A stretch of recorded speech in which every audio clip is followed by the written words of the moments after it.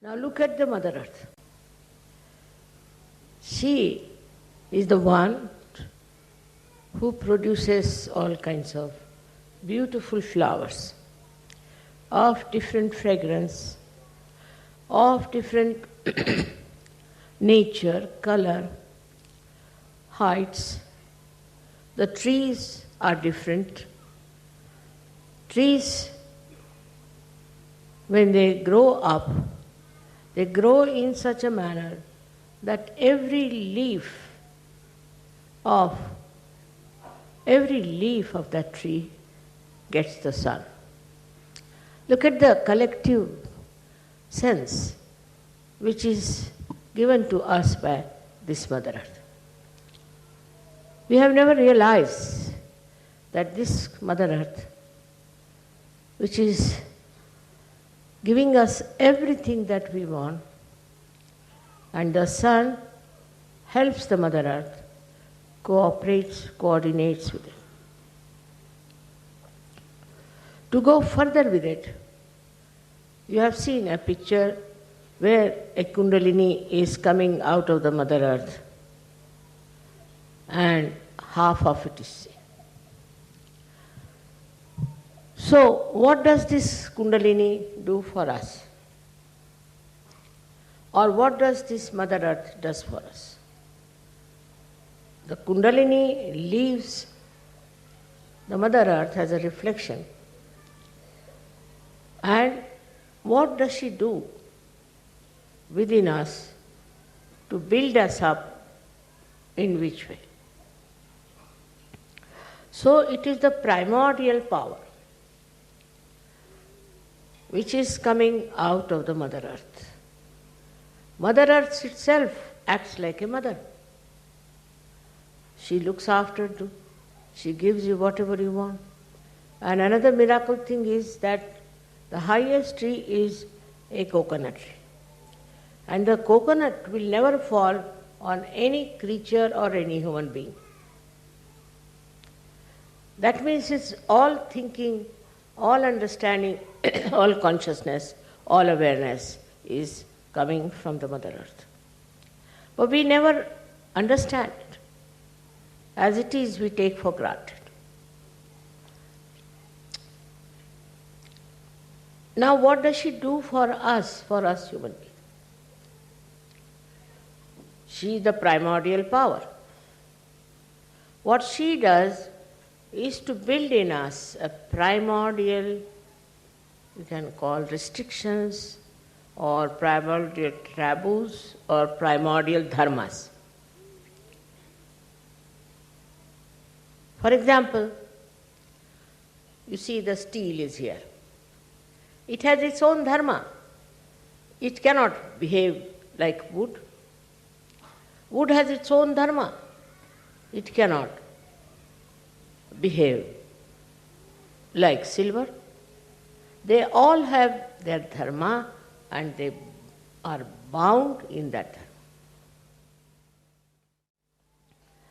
But what I felt is that animals, creepers, those who creep on them, other people also, every type of animal, the whole of biology I studied, I was amazed that every type of animal has the same sample of behavior. For example, you can put the dog in the water, he'll swim, but the cat may not. See, it's a thing that is built in the dharma, what I call it the primordial taboos. We have in the same way primordial taboos built within us which are dharma. A human being has to be like that. If he tries to be something else, something goes wrong with his life. It's like, say, if you have glass, you drop it on the ground, it will break. That is the dharma. In the same way, when human beings start deviating from the line of dharma, they get into trouble. But it's only human beings who can do that. They can only cross over these taboos, these primordial taboos, and can become horrible. You see, person, sometimes I wonder what's wrong with him. He has a nice home, very good wife, everything. Then he has a keep. What is the need? For man, it is primordial that he should have only one wife and one husband. It's a taboo. As soon as you deviate from that, something goes wrong. Now, who punishes or who corrects or who destroys is this primordial power which we call as Param Chaitanya.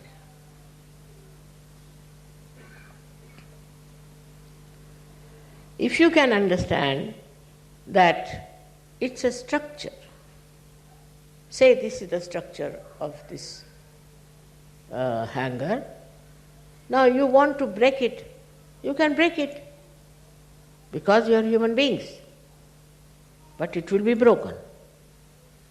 As simple as that. We have to understand we are human beings and we cannot do things which go against our dharma. Now, why the dharma? Dharma has to be there for our ascent.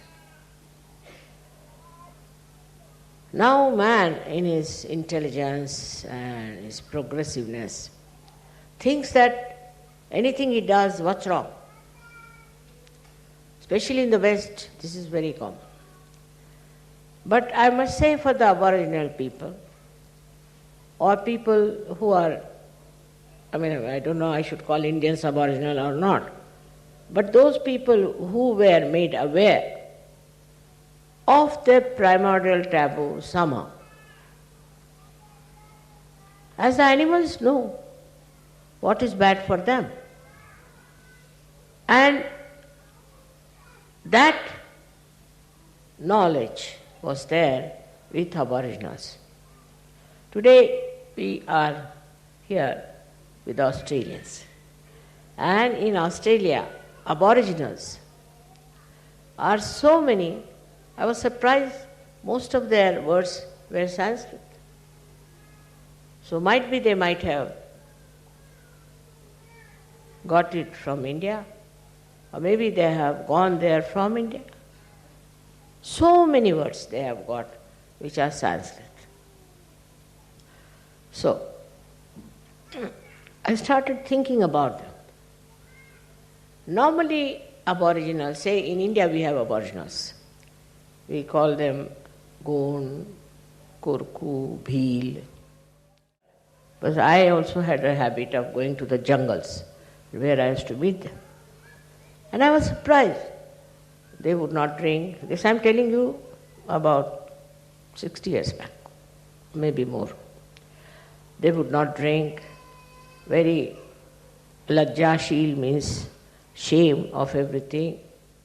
Matter of sort of prestige for them was important. They would never steal anything. And I was really very impressed how these people were so dharmic, so good and happy. They lived in huts, they didn't mind, but they were very clean and neat people. It is now changed. The same people are changed so much.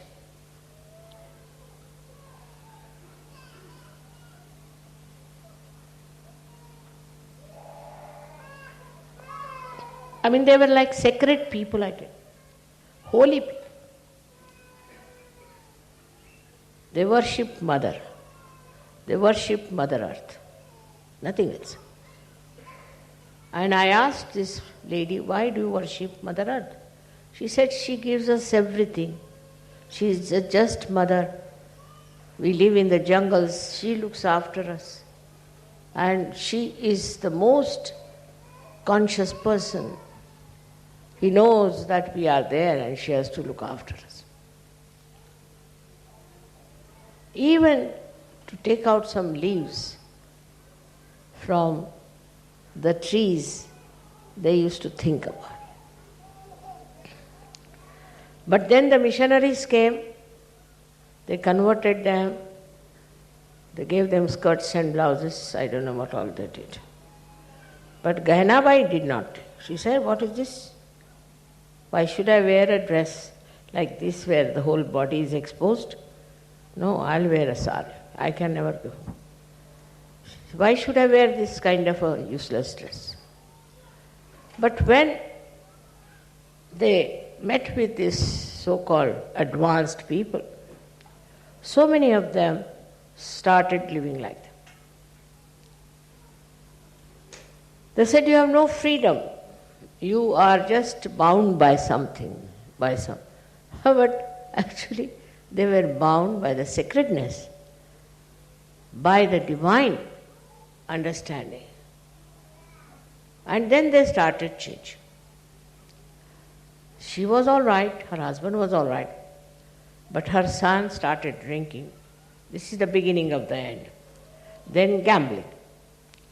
And all other sorts of things he started. And her grandson started going to prostitutes. And the idea was only that we are free. What's wrong? So respect for the Mother Earth and for nature is built in within us. It's part and parcel. We are part and parcel of this whole, we can call it a whole universe. But when you get into this nonsensical idea of freedom, then you are leaving your Mother Earth. Your gravity itself reduces. This Mother Earth has to teach us. While we are plundering, now there's everything, ecology, people are trying. Whatever is outside is also inside. If you want to exploit your mother inside,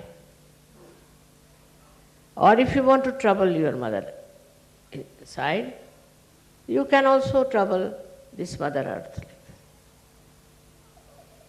Now what has replaced our understanding is very simple, is that we are paying more attention to money. If you can cut a tree, say, to get money, then it is hurting the mother. But if you are cutting a tree for beautifying her, then she is happy. Her discretion is so great. See the way she produces flowers. Different types of flowers. In different countries, different types of flowers. Like me, I saw in my country that flowers are extremely fragrant, very fragrant. And she understands so much. Once I went to Australia, and this flower we call hibiscus. It's a red flower which becomes pink and then red. Imagine it becomes first pink and then gradually it becomes red. Even the sunflower goes on turning its face with the sun. Now how can you say there is no connection between a sunflower and the sun? Automatically it goes on changing. So, intelligence of Mother Earth I have seen from my childhood. It's such a beautiful thing to know the nature and the Mother Earth. That's why all the saints, in India especially, used to go and live in the forest. Only in the forest you could see clearly how this primordial bondage was absolutely obeyed, naturally